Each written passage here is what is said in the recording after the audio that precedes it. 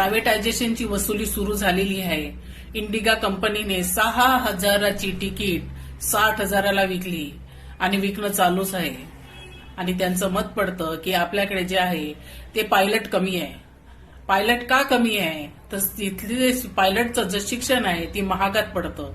आता भारतामध्ये असं काय राहिलं आहे की नागरिक जे आहे ते करू नाही शकत, पण शिक्षण आपल्या इथं एवढं महाग करून ठेवलं आहे की आम जनता ते करूच शकत आहे. आतापर्यंत नाही.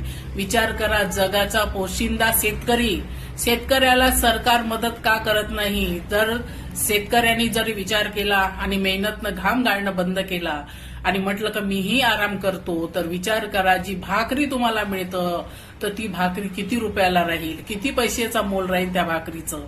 आणि हे विचार करणं काळाची गरज आहे. आणि त्या अंकल आंटी ज्या घरी बसल्या बसल्या व्हॉट्सअप युनिव्हर्सिटी चालवतात आणि नको त्या व्हॉट्सअप युनिव्हर्सिटीमधून ज्ञान घेऊन बाहेर वाटतात, त्यांना आज काही ना काही तकलीफ झालीच असेल. त्यांना असं वाटत असेल की आपला मुलगा मुलगी विदेशात आहे, शांततेनं जीवन व्यतीत करत आहे. भारतामध्ये काहीही झालं तरी आम्हाला काय पडलेलं आहे.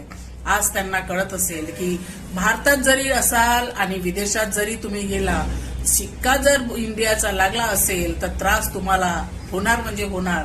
विसरू नका की बेडीमध्ये बांधून ड्रम्सनी पाठवलेले लोक हे भारतीयच होते, विदेशी नाही.